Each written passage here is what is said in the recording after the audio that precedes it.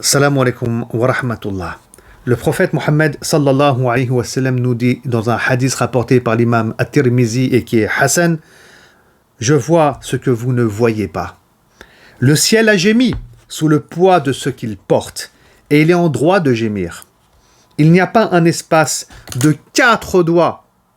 Il n'y a pas un espace de 4 doigts sans qu'un ange ait prosterné son visage devant Allah subhanahu wa ta'ala.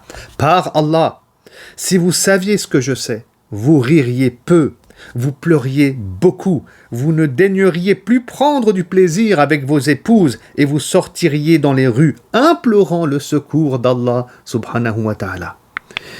Tout d'abord, on constate ici qu'il y a beaucoup d'anges et qu'il y a beaucoup d'anges dans les cieux qui sont prosternés, c'est leur rôle. Ils sont prosternés devant Allah subhanahu wa ta'ala. C'est dire comment Allah il est puissant.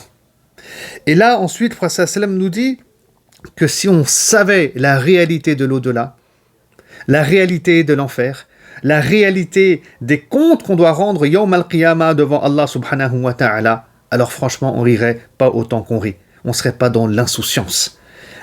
Et donc, c'est une invitation ici à craindre Allah subhanahu wa ta'ala. Bien sûr, on a l'amour d'Allah et c'est un sujet qui me tient à cœur et dont je parle aussi car le messager de Dieu sallallahu alayhi wa sallam en parle beaucoup aussi.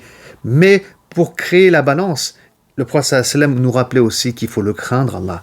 Parce que si on savait vraiment comment il est lorsqu'il châtie, on pleurerait beaucoup.